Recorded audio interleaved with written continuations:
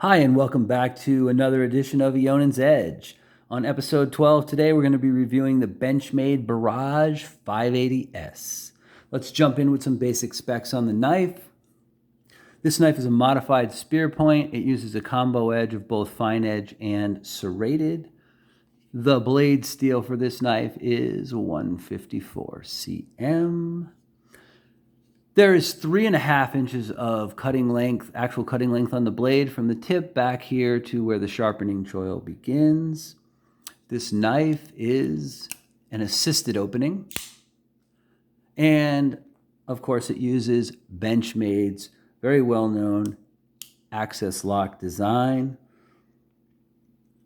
It has full stainless frames with milled out sections on both sides for lightening the weight of the knife. As you may have noticed when I showed the blade steel listing, it is also an Osborne design. So let's jump into what I like. I like the overall design of the knife.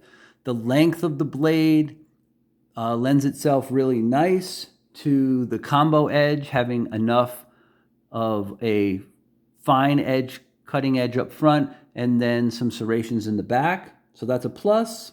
There's lots of handle / scale length to this knife. Even if you have really big hands, there's a lot of knife here behind my hand for you to get your hands on. So even if you have big hands, you're gonna have a good purchase on this knife. The 154 blade steel is very tough and it has good retention. And the inclusion of the access lock / lockout on the back of the knife here is a great feature too. It's very positive engagement. You're gonna know that's locked out. So that means if you're doing a lot of heavy cutting with the knife or a lot of slicing or situations where you don't want possibly the access lock to be engaged and the blade to close up on you, which doesn't happen that often, but still, then you can push this forward and then it basically locks the blade. So as you can see, the access lock cannot be pulled back. And then a quick click back and the knife can be closed. So that's what that's all about. That's a great inclusion. That is on a lot of their assisted knives. And I like that. It's very functional as well. So the fit and finish on this knife is excellent. Can't really say anything about anything fit and finish wise on it. It all looks good. The blade is nicely centered here. There you go. That looks really good. Engagement's good. There's no blade play on the knife when it's open. There's not an ounce of movement here. It does ride on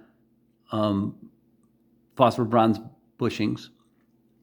But again, this is a really ruggedly built knife. It's 4.25 ounces. So it's rugged. It's got a very durable feel to it. So let's talk about the cons. The cons for this knife is the knife is notably handle heavy. Because it has a full stainless steel liner, even though they did some milling on it to try to lighten it, you don't really get to a balance point on this knife until your finger is back here in this area. And there's where it starts to even out. And that's right around the back of the access lock button. So that's kind of an issue for me. I really like to have a knife that has a pretty balanced feel in my hand. You really want your balance point to be just behind the pivot. So the pivot on this blade would be right in front of the access lock, even though you can't see it here. And this knife's balance point is back here. So it is noticeably handle heavy. So it has a little bit of a balance issue. Also, although the general shape and contour of the grip / scale area is really good, you do have this area here that's kind of flared out on the top and the bottom where your thumb and your forefinger go. And your fingers, if you have a large glove size like me, are going to naturally want to just fall right into those little cutouts right there. That's really nice. Ergonomically, the knife feels really good. However, there is a lack of proper texturing on this knife. So if I bring this up to the camera here a little closer, so we can get a view of that. There you go. So there is texturing on here. It's very, very fine. and it doesn't have any kind of grippy feel to it. When you run your hands over it, there's no real noise to it at all. It doesn't have any aggressiveness there. They did put some cutouts here where your finger wraps around, but it doesn't really do that much to add a positive feel to the actual texture of the scales. One other curious note is this is one of the few Benchmades that I've seen in their sort of main line of knives. It has no jimping on it anywhere on this knife. I guess you could call this, you know, the back liner here jimped, but you don't really feel that too much. What I mean is jimping in the places where your hand would normally rest. So on a lot of Benchmades, you'll see they put some jimping back here on the frame, and they put some jimping down here where your fingers actually make contact with the knife. And that really, for these two fingers, which are important, provides an important contact point on the knife. There is no jimping on this knife whatsoever. So I feel like if they'd added some jimping to this here and here, it would have kind of balanced out the fact that the handle material is not very aggressive.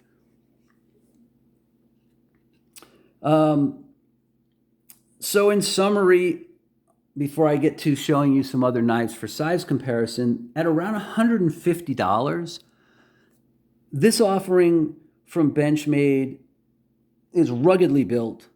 It has solid blade steel, and it's going to hold up for years in the field or in outdoor use or under some pretty heavy use. It's a solidly built knife. However, it doesn't fall into my category of Benchmade favorites, mostly due to the lack of balance and the scale texturing and lack of any jimping on the knife whatsoever.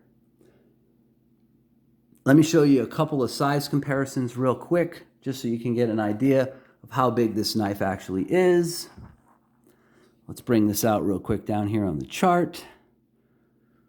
So let's do a full-size Griptilian right next to it. We'll try to go as close pivot to pivot size as we can, which would be right about there. So that's a full-size Griptilian. You can see the Barrage is noticeably bigger. And then we're going to bring in another knife, one of my favorite everyday carry knives, which is a ZT-0357. And we'll put that pivot to pivot as well.